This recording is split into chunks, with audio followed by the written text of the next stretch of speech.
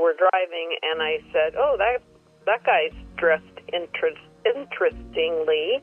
There was a guy walking along the lake by the side, on the side of the road, and he looked just really different. And we continued talking, and we drove about another quarter of a mile, and I said, "Oh, my God, there's that guy again." And he was walking towards us again, but about a quarter mile past the first place that we saw him. Talk about freaked out. That was really strange. Don't know what it was, but I'll never forget it. Ladies and gentlemen, welcome back to another episode of Debriefed. My name is Chris Ramsey, and today we're going to be taking a look at a cold case, a UFO cold case, if you will. From an issue of UFO Report magazine in 1976, a 13-year-old boy was regressed hypnotically into going back to his alleged abduction, where he was taken aboard a craft and studied by what seems to be these extraterrestrials. I thought it was a really, really interesting case, and, I've got stacks and stacks of these magazines and heaps of these stories that sort of really went under the radar in ufology. I mean, there's many, many of these stories. Obviously, they're the ones, that we're familiar with, the Betty and Barney Hill case, the Travis Walton case, the Pascagoula case, all sorts of really important alien abduction stories.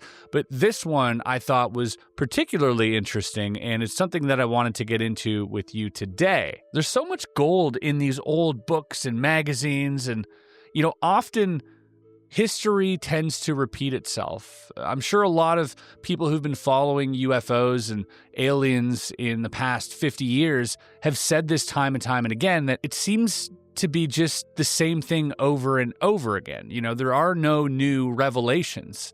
We can talk about Matthew Brown tweeting this really cryptic sort of tweet denouncing these special access programs and these esoteric sort of depictions that he put out there. Or we can talk about this Wall Street Journal debacle where they said the entire UFO community is just one big psyop and that the military actually put out fake UFO stuff to cover up the special access programs. Or we can talk about another alleged whistleblower who came forward on 4chan talking about all of the stuff that's going to be coming out in the future. But folks, the truth is that a lot of this stuff isn't new.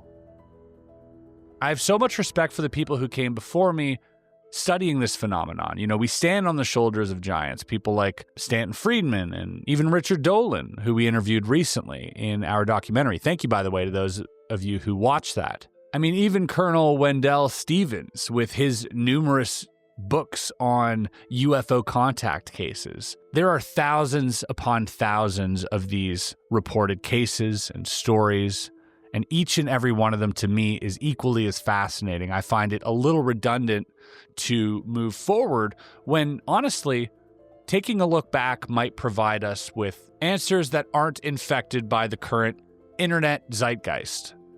And sometimes, folks, that's all we need to do. And I'm a big fan of nostalgia, if you couldn't tell already. I'm not going to spend my time chasing ambulances in the UFO scene. I think there are plenty of people out there who are doing a fine job of that. Personally, I find it way more interesting and compelling to take a look back at some of the cases that might not have gotten enough attention. Just came back from Contact in the Desert, probably the biggest UFO conference or convention in the world. And it was a phenomenal time. Got to meet and hang with a lot of people. If you want to see some behind-the-scenes stuff that went on there, I also uploaded a vlog of my week spent in Palm Springs, chatting with various faces that you might recognize in the UFO community. That is available on the membership here on YouTube or on Patreon. And just before we get into everything, folks, a quick word from the sponsors that make these episodes possible.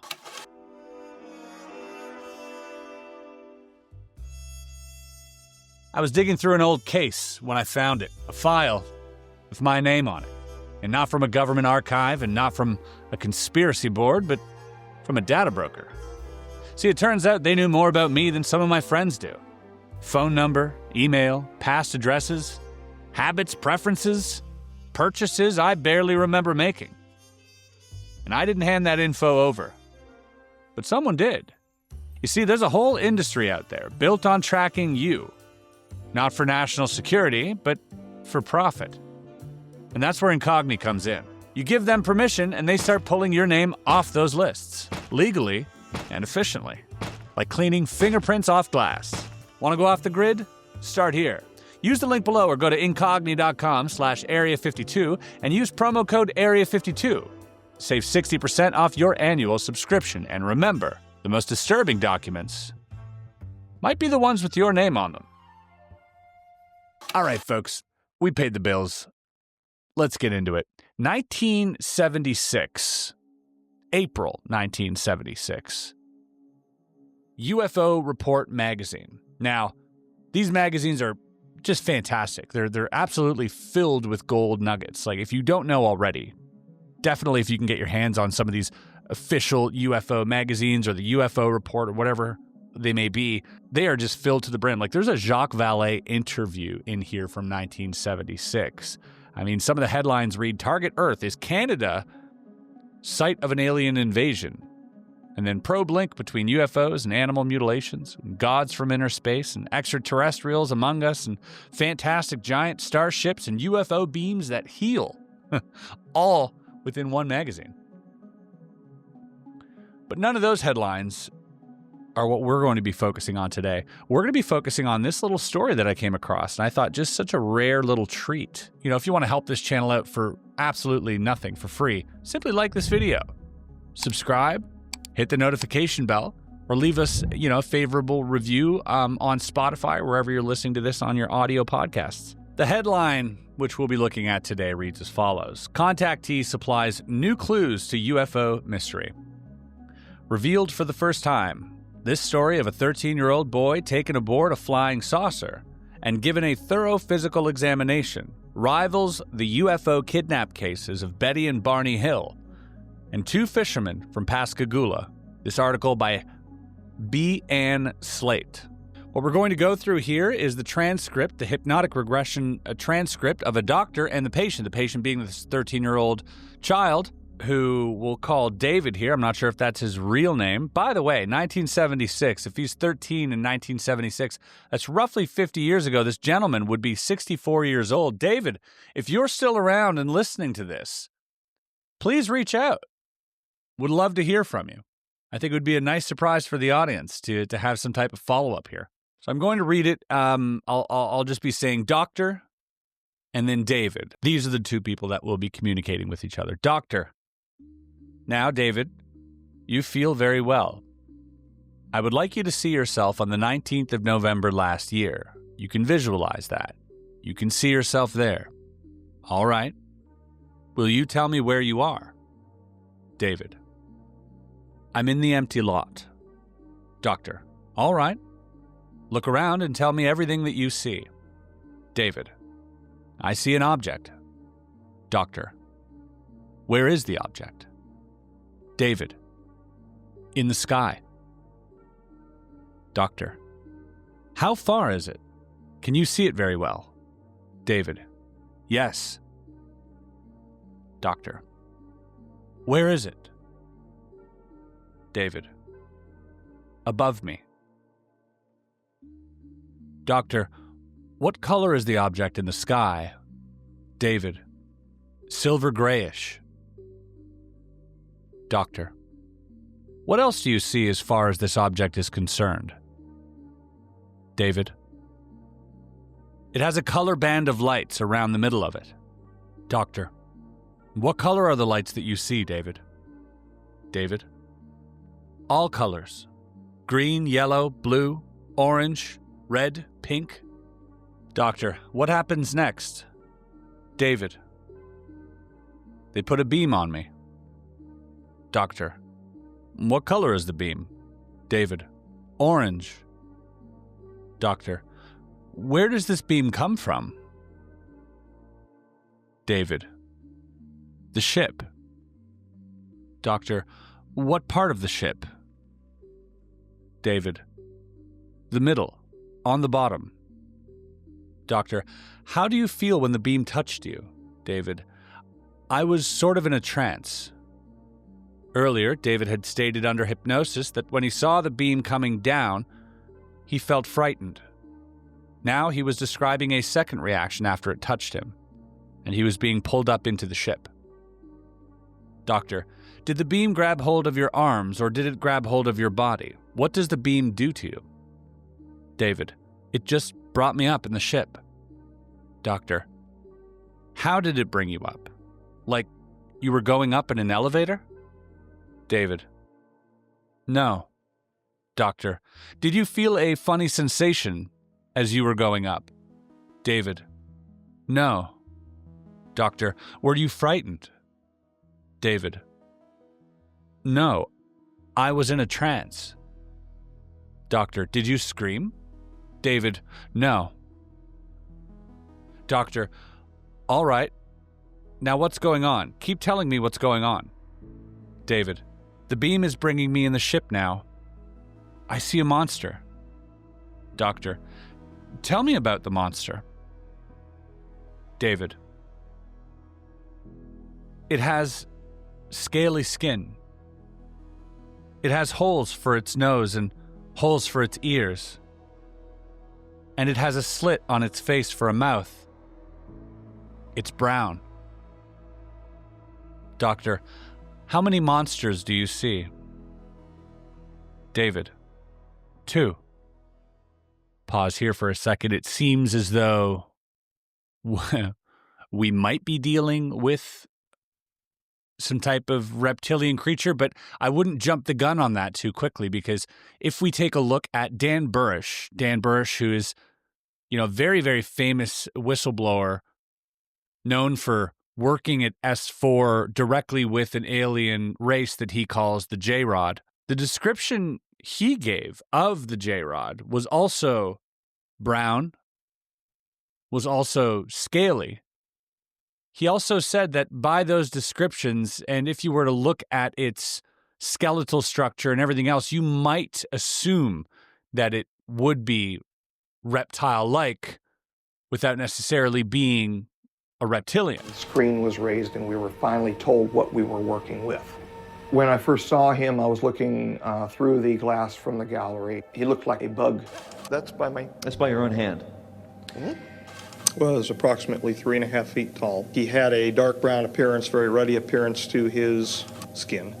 Large head in comparison to torso, large bulbous black eyes, 4 very thin sinuous fingers. Nose was recessed to opercula, 2 orifices. An extremely small mouth, a hard palate, no teeth.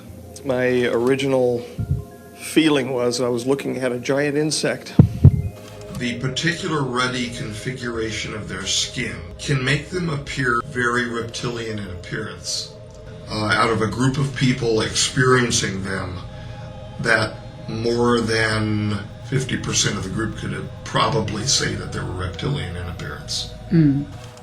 If you would look in his eyes, you'd literally feel yourself falling into his eyes. And then he, after entrainment, this is how they get you to relax in your bedrooms at night. The rogues, if they take you. They entrain to what makes you feel good, and then they flood you with endorphins. Are you saying that that's why you feel relaxed? That's what happens during an abduction? Yes, that's why you feel relaxed. He started to flood me naturally because he wanted to speak with me. So it began to naturally flood as I was speaking with him, and he felt me resist because I was told in the training to resist. And so he eventually stopped it. This is as the relationship progressed. He stopped trying to make me feel good. That had consequences too. The consequences for me not feeling good was that I was under incredible fear in his presence.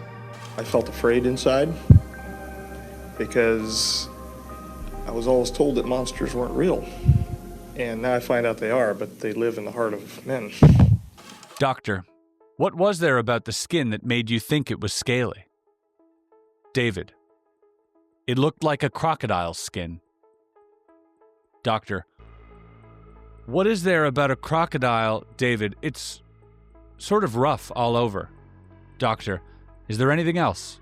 David, no.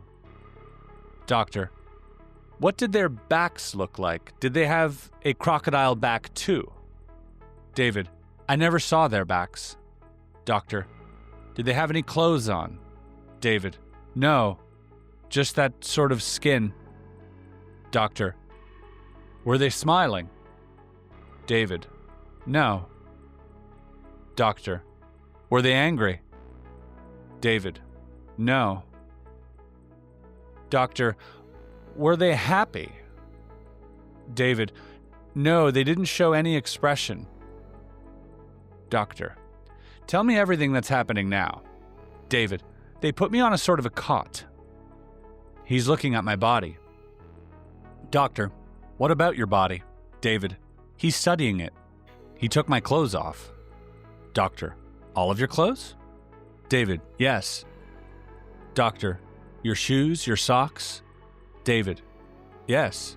Doctor, your trousers, your shirt, your underwear? David, yes.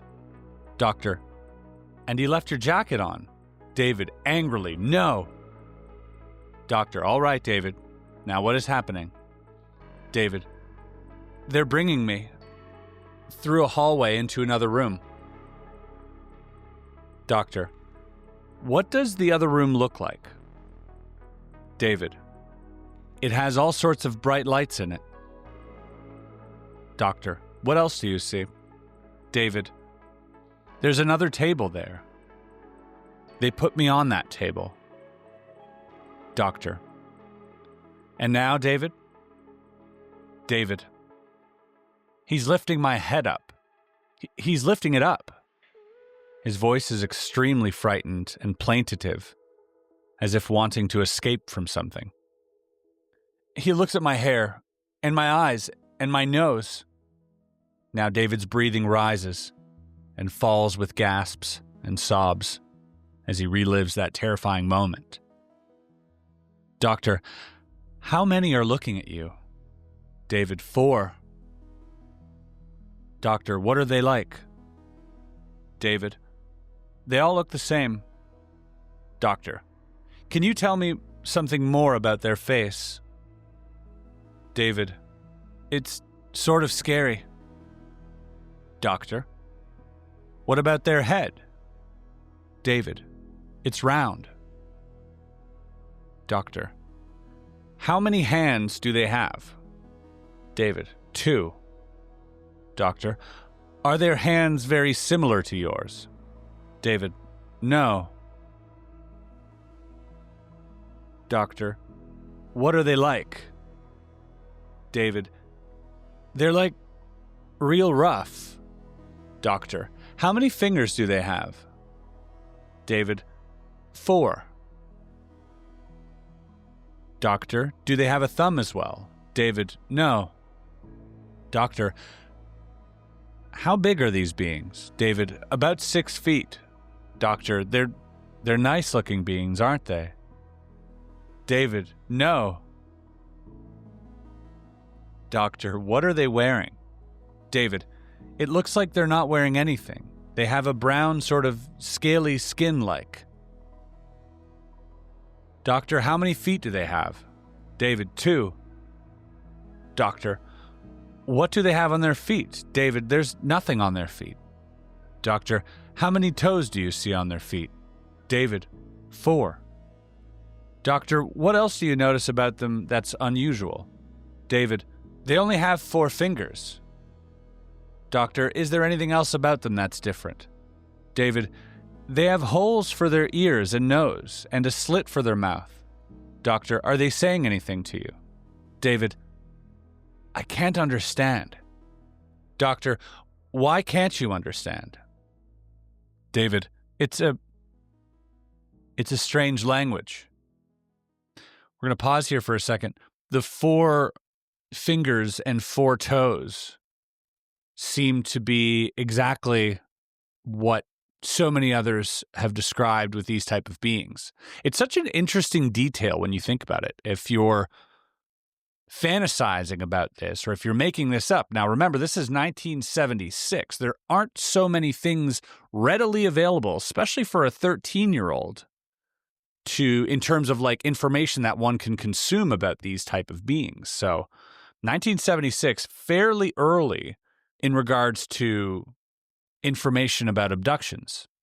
The EBO molecular biologist that came forward on Reddit, which was also featured in Whitley Strieber's book, The Fourth Mind, mentions the 4 fingers, also mentions, I think he mentioned 2 toes, but they were kind of like this, in that they had 2, so like 4 toes, but that they were sort of like this. So maybe we're not dealing with entirely the same species as the common gray, but these ones seem to be. Now, I can't remember if Dan Bursch's type had 4 toes. I think he did. Size and build, roughly 4'9" to 5 feet tall with a slim, slender body. Now, to a 13-year-old child, 5 feet, 6 feet might seem similar, especially from, a horizontal position. There's an amazing website called burisharchive.com by Brian Jackson. Brian gave us a presentation at Contact in the Desert, but Brian had been extensively researching Dan Burish or Dan Crane's case for a very long time. And my conviction level on this gentleman, having worked at S4, is very high, especially after the presentation. But if you go to this site, there's everything you need to know about the Burish Archive. Anyways, I'm getting sidetracked here. The Burish stuff is incredibly fascinating, so if you want to check that out, I'll leave the link to that below. Let's get back to this language, because I do find this interesting that they have a language here. Doctor, he's not speaking English. David, no. Doctor, imitate the sound these beings are saying. Now, David makes a long buzzing or humming sound, which, much like a giant bee or some type of machinery, Dr. Masson asks him to repeat it in case they could detect a pattern which might be deciphered. Very intriguing. Like a buzzing. Huh. Doctor, and who is saying this? David, just one of them. Doctor, what is he doing this for? David, he's telling the others. Doctor, what is he telling the others? David, pause. I don't know. Doctor, what is he doing while he is saying this? David, he's looking at my body. Doctor, have you ever been on a table like this before? David, yes. Doctor, where? David, in an operating room. Doctor, what's going on now? You're on the table. David pauses, breathing heavily, as if not wanting to remember. The psychologist repeats the question, telling the hypnotized boy that he will be comfortable and not frightened by anything that he sees. David, they put this other thing over me. Doctor, what other thing? What does it look like?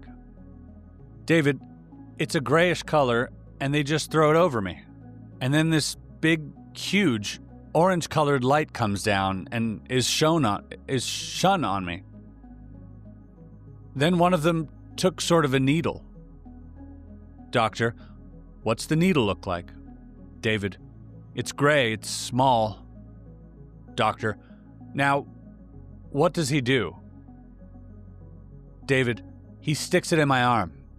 Doctor, were you awake all the time when you were in this room? David, yes. Doctor, did they give you anything to eat or drink? David, no. I was sort of in a trance. Doctor, how did you feel in that trance state? David, I felt funny. Doctor, what do you mean by funny? David, I felt numb. Because David had made reference to being in an operating room before, the psychologist wondered if his UFO experience might have been a flashback to a young boy's traumatic first operation, and he explored this. Doctor, you said that room looked very much like a room you've been in before. David, yes. Doctor, when were you in that other room? David, when I got, it looked something like in the hospital. Doctor, okay, David. We're going to let this go. You won't see that anymore. I'd like you to tell me when you went to the hospital. David, I got my appendix out. Doctor, when was that? David, I was in grade 4. Doctor, okay. You're going to go right back to when you were in grade 4. You had to go to the hospital because you had to have an operation. Now tell me something about that hospital and what it looks like. David, you mean in the operating room? Doctor, yes, if you like. David, they have these big lights, shiny ones. Doctor, how many doctors do you see? David, 2. Doctor, what are they wearing? What is on their faces? David, a white sort of mask. Doctor, do you see anything else in the operating room? David, nurses. Doctor, how many nurses do you see? David, 3. Doctor, is the doctor saying anything? David, no. Doctor, are the nurses saying anything? David, no. Doctor, what does the doctor do to you? David, he cuts my stomach open. Doctor, just a minute. Before he cuts your stomach open, does he give you an anesthetic? David, they gave me that in the room. Doctor, how did they give you the anesthetic? David, it was a needle. Doctor, who gave you this needle? The doctor or the nurse? David, the nurse. Doctor, I want you to see the nurse as she's giving you the needle. What color is the nurse's hair? David, brown. Doctor, what color is her face? David, like ours, flesh-colored. Doctor, is she wearing a mask? David, no. Doctor, how do you feel now? David, I start to get sleepy. Doctor, are you closing your eyes? David, yes. Doctor, now where do you go from the place where you had the needle? David, the operating room. Doctor, and how do you get there, David? David, on a table. Doctor, okay. Your eyes are closed. You've had the needle. And now I want you to tell me what you are seeing. David, the orderly comes in and he puts me on a table and wheels me to the operating room. Doctor, can you see the orderly? David, yes. Doctor, what does he look like? David, he's an old man, and he's dressed in white, and he has white shoes on. Doctor, what does he look like exactly? You say he's an old man. Tell me everything about him. David, he's got wrinkles on his face and hands, a big nose. Doctor, what about his hair? David, it's gray. In a review of the tape of this hypnotic session, it is obvious to the listener that the psychologist is trying his professional best to somehow connect David's aliens with the surgeons that operated him in the Canadian hospital. However, David remained consistent in his story throughout. Doctor, the orderly. Does he have a lot of wrinkles? David, yes. Doctor, can you tell me something else about him? Is he tall? Is he short? David, he's short. Doctor, does he talk to you? David, no. Doctor, what does he do? David, he just brings me and puts me on the table and wheels me to the operating room. Doctor, who puts you on the table in the operating room? David, the same orderly. Doctor, does he say anything then? David, no, he just leaves. Doctor, as he leaves, do you look at him? Try to look at him. Is there something else you can tell me about this orderly? David, no. Doctor, you're in the operating room now. Who's the first person you see? David, the doctor. Doctor, what does the doctor look like?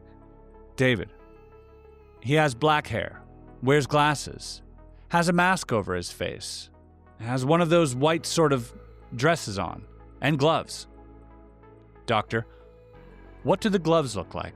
David, they're sort of rubber gloves. Doctor, what color are they? David, sort of white. Under the persistent questioning, David goes on to describe the other masked doctor in the room who has gray hair and doesn't wear glasses. The nurses, who are also masked, wearing white dresses and white shoes.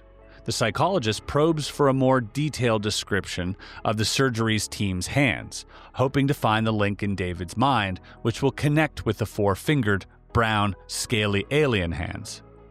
He doesn't succeed. I like that they included this. It's really, I think, important to include this as well, that the psychologist isn't completely just leaning into the alien possibility, but also exploring, I think, with healthy skepticism, the possibility that this child might just be recalling some other traumatic event. And this comes up time and time again during regression, hypnotic regression sessions. People often think that a lot of these abductions are just some type of former trauma or even like sexual trauma that has been repressed in the past. And I don't think that that can be completely excluded, but I think definitely isn't always the case. I think it's important to look at this in that way, that, you know, perhaps there is some type of even self-inflicted screen memory that we impose in our own minds to hide us from some traumatic event. But then also equally interesting to see two similar events be described completely differently, and that there is no link between the two. I think that's just a really interesting point here. So if anyone else was thinking, well, it's probably just like when he went to the hospital, then why would he describe it so differently if it was the same event? Clearly, this child, at least subconsciously, knows the difference. Doctor, what about the nurse's hands? David, they have gloves on too. Doctor, are the gloves very tight? David, yes. Doctor, can you tell me something else about their hands? David, pause. The nurses? Doctor, anybody's hands. David, the doctor's hands had hair on them, and he had scissors in them, and a needle. Doctor, a needle? David, the nurse had the needle. Doctor, what was she doing with the needle? David, she was just holding it. Doctor, does the doctor put anything in your arm? David, no. Doctor, doesn't he put anything over your nose? David, no. Doctor, are you asleep or are you awake? David, asleep. Doctor, he cut your stomach open. What do you feel? David, nothing. Doctor, how do you feel all over? David, I don't feel anything. Doctor, what happened right after that? Right after you came out of the operating room? David, they just wheeled me in and placed me on the bed. Doctor, and then what happened after that? David, nothing. Doctor, there is something happening. David, well, I went to sleep. Doctor, how did you feel when you went to sleep? David, tired. Doctor, all right. You slept for quite a while. And what happens after that? David, the next day, my parents come to visit me. Doctor, and when did you get out of the hospital? David, 4 days later. Doctor, and how did you feel when you got out of the hospital? David, my stomach hurt. The psychologist, again in an attempt to link David's hospital experience to his physical examination aboard the UFO, takes him back to the moment the alien has given him an injection with a needle. Doctor, and what goes on now? David, then they put my clothes on again. They wheeled me out, and they beamed me down. Doctor, where did you get down? David, in the empty lot. Doctor, all right, David. Right before you saw the ship, when you were in the empty lot, you're going to be exactly the same way you were before you saw the ship. Look around you and tell me everything that you see.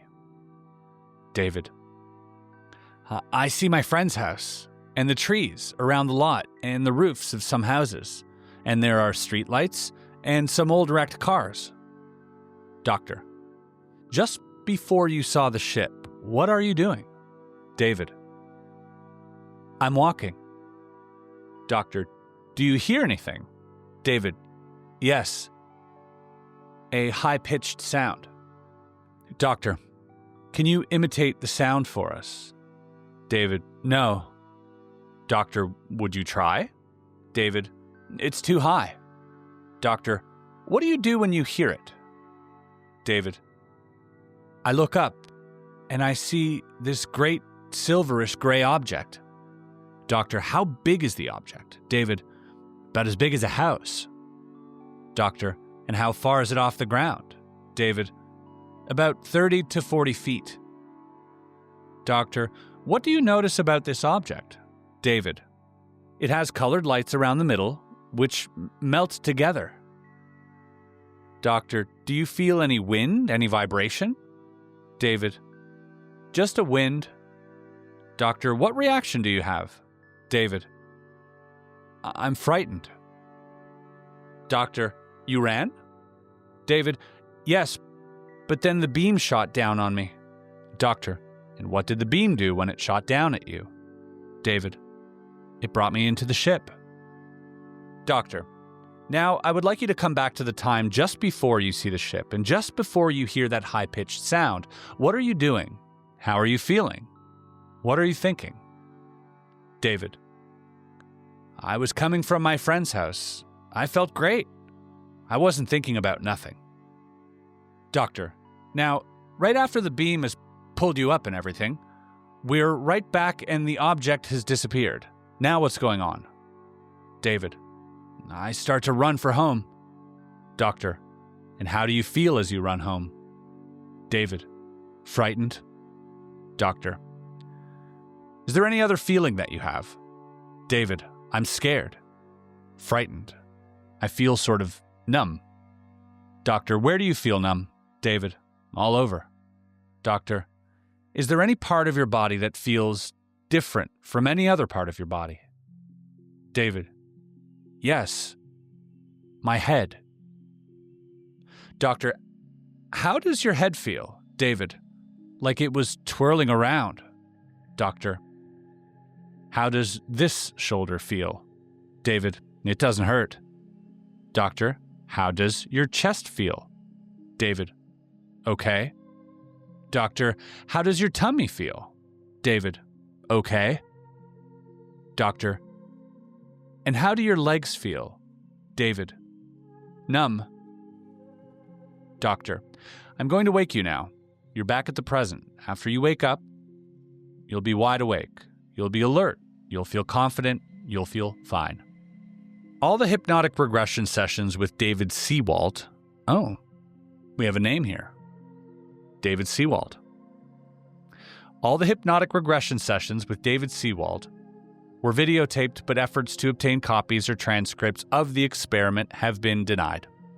Because of the wrinkled orderly who wheeled David into that hospital operating room for an appendectomy years before, and because David equated the room he was taken to on the craft as an operating room, the psychologist felt the problem was solved, and David had gone through some flashback, which merged with watching too many science fiction TV shows. I'm not going to agree wholly with the psychologist's take, but I do understand why one would, as a professional, come to that conclusion. Again, we talk about this idea of either ignoring information, fitting it into the current model, or expanding your worldview. Those are the three options when faced with these types of accounts. The first one obviously being off the table. The second one being what we see here, finding those points of connection to try and fit it into the current model seems to be what most people would do in this instance. And I can't necessarily blame them. I think as a professional, if you're not aware of this phenomenon and you've not looked into it enough or, studied the works of, people like John Mack and Bud Hopkins, et cetera, I don't think that you be familiar with these cases enough to expand your worldview. So I don't blame the psychologists here for doing that. The most recent inquiry about those exceptional videotapes brought the response that they had been erased. There are far too many common denominators between the David Seewaldt experience and other contactee kidnappings to dismiss this significant case so easily. The three aliens that approached Argentine truck driver Dionisio Lanca in his early morning hours on October 28, 1973, as he attempted to change a flat tire, were definitely more human and attractive than those described by David Seewaldt. Still, Lanca would have run if he could have. I'm not familiar with this case. Very interesting. I'd like to hear more about this. I'm fascinated with the cases of, contactee experiences that involve beings that look like us. Well, this might be really interesting to look into. Can you give me a brief summary about this man's interaction with these beings and what exactly happened? Sure. Dionisio Lanca's encounter happened in October 1973 when he was changing a tire on his truck near Bahia Blanca, Argentina. He described seeing a bright light and then being approached by three humanoid beings, two males and one female, who had long blonde hair and wore tight gray suits. He remembered being paralyzed and then taken aboard a saucer-shaped craft where they performed some kind of procedure on him. He later woke up several kilometers away, confused and with partial amnesia. The incident was investigated extensively, and it remains one of Argentina's most well-known abduction stories. Phenomenal. That is incredible. I'm going to research that case a little bit more. And again, just lovely to hear. I mean, lovely to hear. It's terrifying, but at the same time, it's good to hear corroborating evidence that these things aren't just happening locally in the United States. I have so many books and magazines here that are from all around the world. Every single one of these is from like a different part of the world that isn't like the United States. And so to anyone thinking, oh, why is it always just the U.S.? It really isn't. It really, really isn't. It's across the board. It's everywhere. Let's hear about Mr. Lanca's case a little bit more here. It says, I braked the truck on the shoulder, got down, took out the jack and tools, and began to change the tire, Lanca stated. After he regained his memory following 3 days of total amnesia, open quote, the road was completely deserted. All at once, the road was illuminated with an intense yellow light that seemed to be about 2,000 meters away. Because of the color, I thought that they might be the headlights of a Peugeot and continued my work. Peugeot being a type of car. A few seconds passed. Then, the light became so bright that it lit up the entire area. Now the light had changed to a bluish color, similar to an electric arc welder. I tried to get up, but could not rise. I had no strength, and a strange thing, my legs would not respond. Lanca turned around to see a luminous, great thing in the form of a plate, hovering nearby, and 3 people, 2 men and a woman, dressed in silver suits with yellow boots and gloves, standing next to him. The trucker, totally paralyzed, watched in horror as a strange apparatus was held against his index finger. Lanca believes he passed out immediately after this. Later, he described their faces as much like ours, except for high foreheads and elongated eyes like the Japanese and a little tilted. Whoa. What an interesting thing. Where we looked at, was it Staffordshire? I can't particularly remember the case, but this lady allegedly saw beings wearing light blue with golden hair, but she also said they were beautiful, but had larger foreheads. And they had beautiful faces. I shall never forget their faces as long as I live. Their foreheads seemed to be a bit larger than, the bottom of their faces as normal people you would expect to see. So again, just more corroborating evidence of these Nordic humanoid type beings existing. If we got one of you watching out there, some type of hybrid Nordic humanoid looking person, find a way to get in touch with me. Get your people to talk to my people. Let's get you on the podcast once and for all. Let's have a discussion. I'm not opposed to this. I'm just going to go out on a limb here and say that I think that the Area 52 YouTube channel should host the very first conversation with the Nordic being. And I'm reaching out. If you're out there, if this is real, if any of this is true, I know you guys are probably hiding in the shadows or hiding in plain sight or whatever it is. Figure it out. Talk amongst yourselves. Maybe it's time. Maybe it's time that we have this discussion. So, if this is true, if this is real, figure out a way to get in touch. And let's have this conversation. Let's stop speculating. Let's talk to these, Nordic folk with the giant foreheads and, the big eyes. Enough of this communicating with government officials. Can we do away with this, please?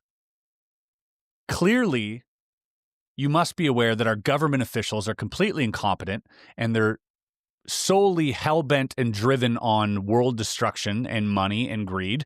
Can we just focus on the people who aren't, the rest of us, who are looking for some type of converging event to take place? Some type of unifying discussion with non-human intelligence? Can this channel be that vessel? Why not? I don't see why not.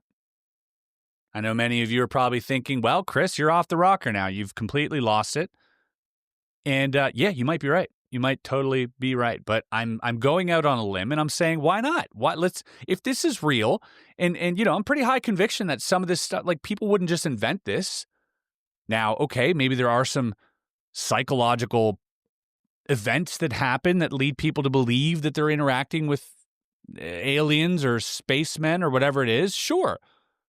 I'm not going to rule that out entirely.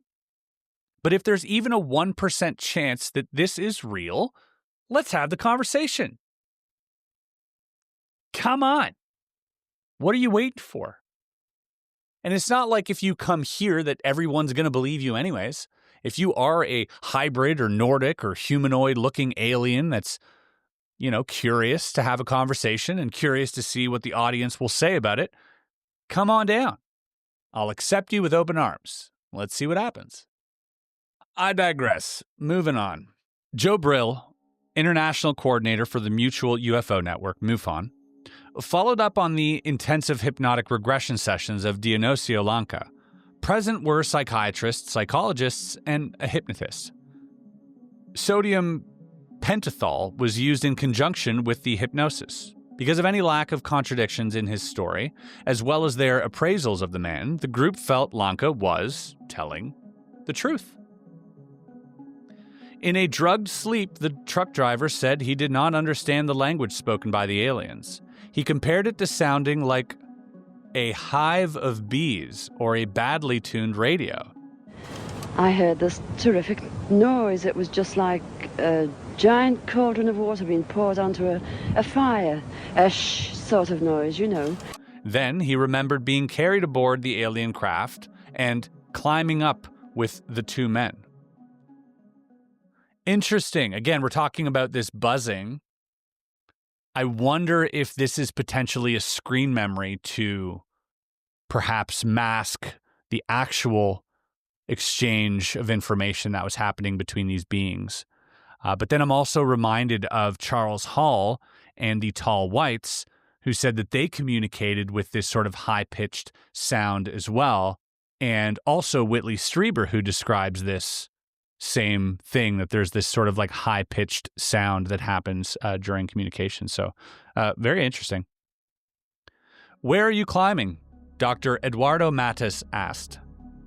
On a staircase? No, along a ray of light, the trucker responded. Charles Hickson and Calvin Parker were also floated into a blue glowing craft in the Pascagoula incident in October 1973, a kidnapping which attracted worldwide attention. Hickson said the aliens which carried them through the air to the ship were things. He described them as having no apparent eyes, a slit for a mouth, and wrinkled skin, a little more metallic looking than an elephant's. Calvin Parker doesn't remember his physical examination on the flying saucer because he was unconscious after one look at the beings. There was no attempt at a conversation other than a few weak murmurs of protest from Hickson and a soft buzzing sound in response from one of the creatures. Still, another link with David Seewaldt's description of monsters occurred in Mexico during the summer of 1972, where a mason and his assistant were working on a clogged drain on the second floor of a residence at about 2 p.m. This was reported in the APRO Bulletin of December 1973. The men heard a humming sound, which they ignored, believing it to be a radio tower in the vicinity. Then they saw the two strange figures floating towards them, dressed in bright silvery clothing resembling fish scales. "Those are masks, and they must be going to a costume dance," thought Pancho Torres. But as the 7-foot-tall creature came closer, the men got a better and more frightening look. They were broad men, much more so than usual, slender, round heads, long and enlarged near the chin, silverish in color and very bright, with two round greenish bumps in the place of eyes, small ears, no visible mouth or nose, pointy-ended hands with 4 fingers, large webbed feet, and they seemed to float in the air, Raimundo Alvarez was quoted as saying. During the same month and year of David Seewald's experience, 2 Indians in Idaho were having trouble with 2 chirping aliens who wanted to converse with them, or so it seemed. As Willie Begay and Guy Tossi drove along Highway 26 near Reary, in their old Buick sedan, there was a sudden blinding flash of light. The car stopped, although the brakes had not been applied. A UFO described as an object with green and orange lights flashing through holes in a ring around the rim hovered above them. 2 small figures could be seen through a transparent dome on top. Then the dome swung open, and an occupant moved toward the car with a sort of floating movement. A smaller variety of extraterrestrial space voyager, this creature was estimated at slightly over 3 feet tall, with large, high ears, round eyes, and a slit for a mouth. His face had a rough look, like scars, deep scars, said one of the Indians. As the alien opened the left door of the Buick, Guy Tossi slid as far away from it as he could. Then the car began moving on its own. Pulled or towed by some force emanating from the craft, when the car stopped some 75 feet off the highway, Tossi opened the door and ran for the nearest farmhouse. The petrified Willie Begay was left alone with the strange being, who was making rapid bird-like sounds. When Tossi returned with the help, they found Begay alone, sitting in the front seat with his eyes tightly closed, a terrified, trembling man. The car was still in the field, but the craft was gone. Now, this is really interesting as well. Again, we hear these chirping bird-like sounds, which is mentioned by Whitley, mentioned by Charles Hull, but also the EBO molecular biologists, when looking at the lungs of these individuals, said that they were more like bird sacs, and that the vibration of these sacs against the diaphragm would create some type of humming sound. I am fascinated. It seems like we're dealing with a multiple array of different species that all have similarities. Some of them look like us, some of them don't, but they all seem to have this sort of buzzing or high-pitched communication ability. I just don't know what to make of it. It seems so strange. It does have the makings for a spooky story. Aliens, 7 feet tall, 3 feet tall, slit for mouths, 4 fingers and webbed feet, wrinkled, scarred, scaly skins, or spacesuits, strange languages, and a technology which utilizes some force to compel, repel, and maintain a fixed aerial position. Except, in these and many other contactee cases on record, the parallels and dissimilarities only serve to prove that there is a type of consistency. The aliens' superior technology and their intent to examine the biological life on this planet. Obviously, they are not of this Earth, and from their somewhat varying descriptions, have had different evolutions and perhaps are coming from different galaxies. How much more might have been learned about David Seewald's monsters or their craft had a more open-minded approach been taken during those hypnotic sessions? If other specialists had been present, even space technologists or propulsion experts, who would know the right questions to ask, what other secrets might have been uncovered from that locked door in David's mind?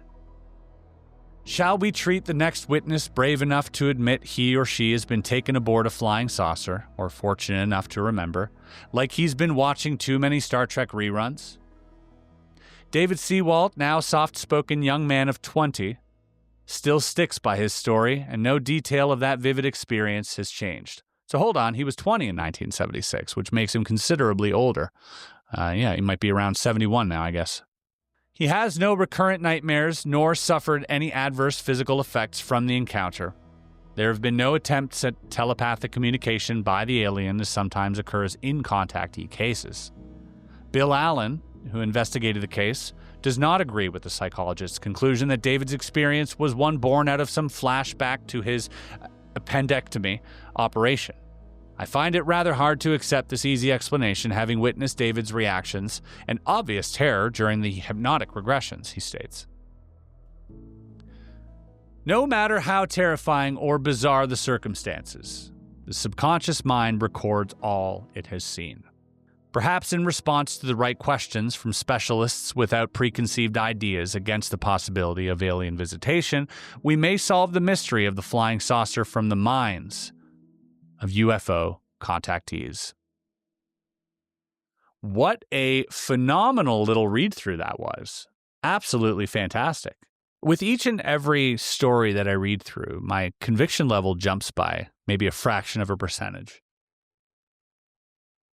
It isn't so much the exact description of the aliens that makes it more convincing to me, but it's the sheer number of reports. And as stated by the author of this article, sure, the skin might be different, the description of the eyes, the beings themselves, the language they use, or the technology that they're using might vary, but there is a consistent through line here, and that is that they're happening. This exists. This is happening to these people.